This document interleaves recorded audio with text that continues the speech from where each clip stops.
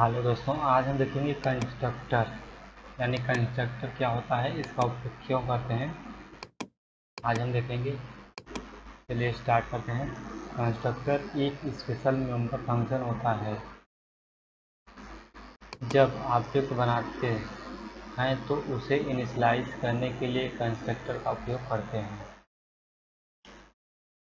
Constructor बनाने के लिए क्लास के नाम का उपयोग करते हैं। कंस्ट्रक्टर बनाने के लिए क्लास के नाम का उपयोग करते हैं और उसे क्लास के अंदर ही क्लास के नाम से बनाते हैं। जैसे कि क्लास EF नाम से कोई है, तो जब हम कंस्ट्रक्टर बनाएंगे तो हम EX नाम से ही कंस्ट्रक्टर बनाएंगे और हम उसे क्लास के अंदर ही यहाँ पे बनाएंगे।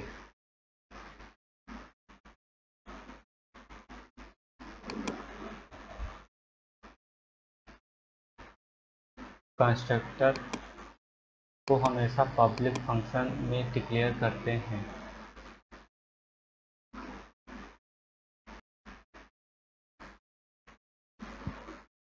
जब हम उसके ऑब्जेक्ट को बनाते हैं तो कंस्ट्रक्टर स्वतः ही कॉल हो जाता है, यानी कि कंस्ट्रक्टर स्वतः ही कॉल होता है। कंस्ट्रक्टर का कोई रिटर्न टाइप नहीं होता और यह कोई वैल्यू वापस नहीं करता, यानी कि हम कंस्ट्रक्टर जब क्रिएट करते हैं तो उसका कोई रिटर्न टाइप यानी कि वो कोई वैल्यू रिटर्न नहीं करता। कंस्ट्रक्टर में हम वॉइड भी नहीं लिख सकते। कंस्ट्रक्टर फ्रेंड फंक्शन नहीं हो सकता। कंस्ट्रक्टर को इनहेरिटेड नहीं किया जा सकता है। कंस्ट्रक्टर का अपना डिफ़ॉल्ट आर्गुमेंट हो सकता है। कंस्ट्रक्टर वर्चुअल नहीं हो सकता। कंस्ट्रक्टर को क्लास के अंदर डिफाइन किया जाता है और बाहर भी डिफाइन किया जाता है, यानी हम इसे क्लास के अंदर बनाते हैं।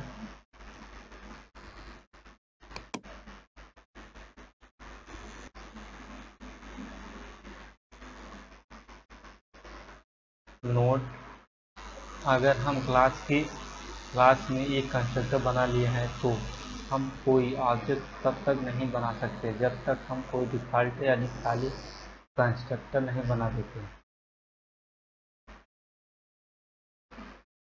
हर क्लास में एक डिफ़ॉल्ट कंस्ट्रक्टर होता है। जब हम क्लास में एक कंस्ट्रक्टर बनाते हैं तो डिफ़ॉल्ट कंस्ट्रक्टर हट जाता है, यानी कि जैसे हमने एक कंस्ट्रक्टर बना दिया तो हमें यहाँ पे एक एम्पटी कंस्ट्रक्टर बनाना पड़ेगा।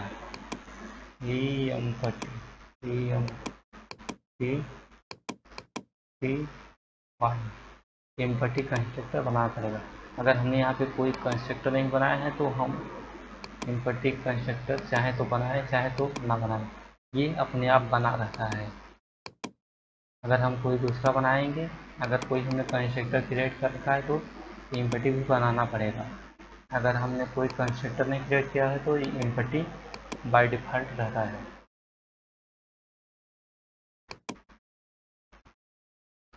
यहाँ पर हमने क्लास बनाया है। क्लास कीवर्ड का उपयोग क्या है, क्लास का नाम एग्जाम्पल है और हमने यहाँ पे पब्लिक किया है। पब्लिक हमने ये कंस्ट्रक्टर है, एक कंस्ट्रक्टर है, यानी कि सेम क्लास के नेम ही जैसा कंस्ट्रक्टर क्रिएट किया जाता है, यानी कि जो भी नाम क्लास का रहेगा वही नाम हमें कंस्ट्रक्टर का रखना पड़ेगा। और ये हमने यहाँ पे इसे डिफाइन कर दिया है और ये स्वतः ही अगर जैसे ही फंक्शन चलेगा तो ये स्वतः ही कॉल हो जाएगा। आइए एग्जांपल देखते हैं। ये इसका सिंटैक्स है इतना। यहाँ सबसे पहले हम क्लास नेम लिखेंगे, यानी क्लास कीवर्ड CLASS क्लास, उसके बाद class name EXAMPL example,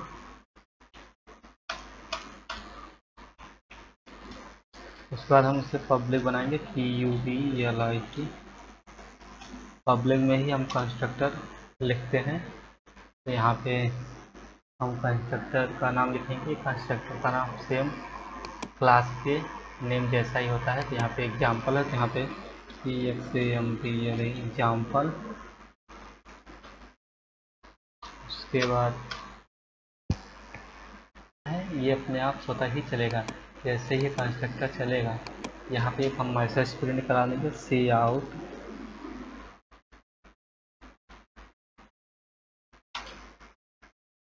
IN TRUCTOR constructor.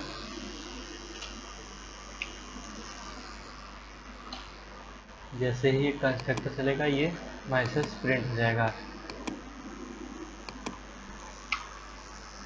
यहाँ हम लिखते हैं INT N। सबसे पहले हम यहाँ पे एक ऑब्जेक्ट क्रिएट करेंगे। ऑब्जेक्ट क्रिएट करने के लिए हमें क्लास नेम लिखना पड़ेगा,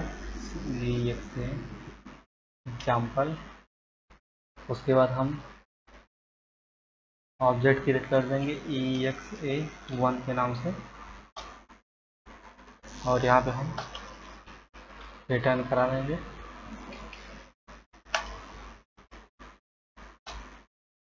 0।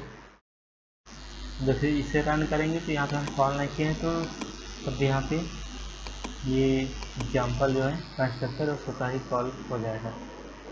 ये कंस्ट्रक्टर है और ये स्वतः ही कॉल हो जाएगा।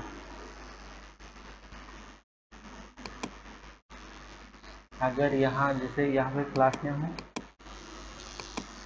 और यहाँ पे भी सेम नाम है, तो इसका मतलब हमें पता चल जाएगा कि कंस्ट्रक्टर है। कंस्ट्रक्टर किस तरह से पता लगाएंगे, देखेंगे अगर क्लास नेम और जो भी यहाँ पे फंक्शन क्रिएट किया गया है, यानी कि ये फंक्शन की तरह है, तो यहाँ पे इसे हम फंक्शन की तरह है, तो यहाँ पे देखेंगे अगर ये क्लास नेम और ये दोनों सेम है तो ये कंस्ट्रक्टर होगा। अगर दोनों सेम नहीं है तो ये मेंबर फंक्शन हो जाएगा। अगर दोनों क्लास नेम और फंक्शन नेम दोनों सेम है, इनका और इनका दोनों नाम सेम है, ये कंस्ट्रक्टर है। अगर नाम सेम नहीं है तो ये मेंबर फंक्शन हो जाएंगे। आइए रन करते हैं।